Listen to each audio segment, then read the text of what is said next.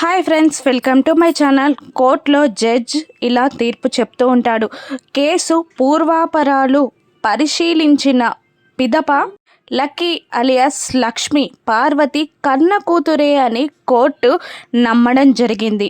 ఇక కన్న తల్లికి ఆ పాపని అప్పగించమని మిత్రానందన్ గారిని ఆదేశించడం జరిగింది అనడంతో మనీషా, దేవయాని, సరియు సంతోషపడుతూ ఉండగా మిత్ర, లక్కీ, లక్ష్మి మాత్రం బాధపడుతూ ఉంటారు. ఇక మళ్ళీ జడ్జ్ పార్వతికి తన కన్న కూతురిని అప్పజెప్పాలని మిత్రానందన్ గారికి ఆదేశించడం జరిగింది అని అనడంతో ఎక్స్క్యూజ్ మీ యువర్ ఆనర్ అని లక్ష్మి పైకి లేచి గట్టిగా అరుస్తుంది. ఇక లక్ష్మి అలా పైకి లేవగానే మనీషా, దేవయాని టెన్షన్ పడుతూ ఉంటారు. మీ ఆరోపణలకి ఏదైనా రుజువులు ఉన్నాయా అని జడ్జ్ అడుగుతూ ఉండగా ఉన్నాయి అని లక్ష్మి చెప్తూ ఉంటుంది. ఇప్పుడు లక్ష్మి చూపించే రుజువేంటి?